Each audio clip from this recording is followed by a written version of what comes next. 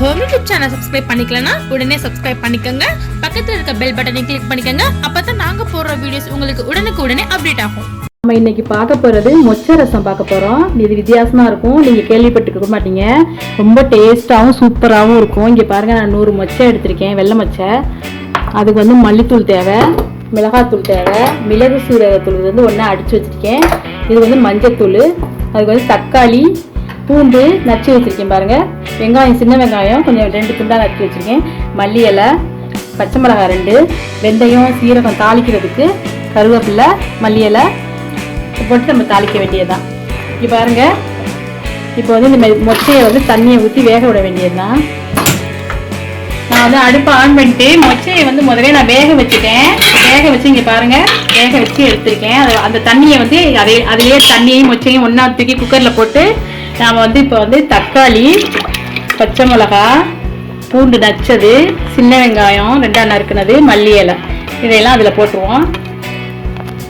மஞ்சத்தூள் 1 டீஸ்பூன் அதிலே போட்டுறணும் எல்லாத்தையும். மஞ்சத்தூள் ஒரு டீஸ்பூன் போட்டு, மிளகு சீரகத்தூள் வந்து ஒரு 1/2 டீஸ்பூன், மிளகாத்தூள் வந்து நம்ம காரத்துக்கு உங்களுக்கு எவ்வளோ காரம் தேவையோ அவ்வளோ போட்டுக்கலாம். நான் 1 டீஸ்பூன் போடுறேன். நான் மல்லித்தூள் வந்து ஒரு பெரிய டீஸ்பூனில் 1 டீஸ்பூன் போடுறேன். உப்பு வந்து நான் வந்து ஒரு 2 டீஸ்பூன் போடுறேன். நீங்கள் தேவைக்கேற்ப போட்டுக்கோங்க.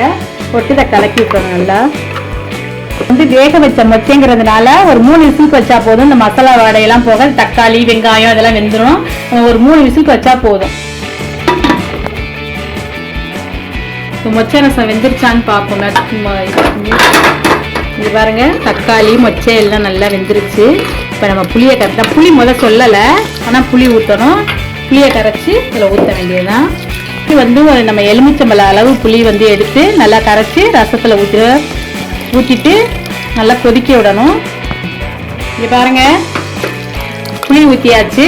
ரசம் வந்து இது பாருங்க, ரசமாக இந்த மாதிரி வச்சுக்கணும். ரசம் மாதிரி தருங்க, மொச்சை ரசம் இப்படி தான் இருக்கணும். நம்ம தாளிச்சிட வேண்டியதை கொதிக்க விட்டு தாளிச்சிட வேண்டியதாக கொதிக்கட்டும்.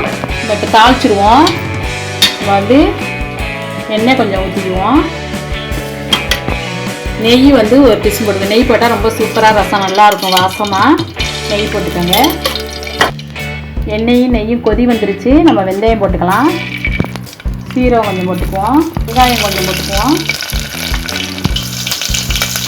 கருவேப்பிலை. வெங்காயம் வந்து நல்லா முருகணும். வெங்காயம் முருகிருச்சு, கொஞ்சம் வந்து 1/4 டீஸ்பூன் மிளகாத்தூள் போட்டுக்குவோம். ரசமும் கொதிச்சிருச்சு. நம்ம இதில் கொட்டி ஊற்றலாம். இங்கே பாருங்க, சூப்பரான மொச்சை ரசம் ரெடி. இப்போ லாஸ்ட்டாக மல்லித்தலை போட்டு இறக்கிற வேண்டியதுதான். நம்ம அடுப்பை ஆஃப் பண்ணிடுவோம். சூப்பரான மொச்சை ரசம் ரெடி ஆயிடுச்சு. சூப்பராக இருக்கும், சாப்பிட்டு பாருங்கள். ரசம் ரொம்ப அருமையாக இருக்கும். நீங்கள் சாப்பிட்டு எங்களுக்கு கமெண்டில் சொல்லுங்கள்.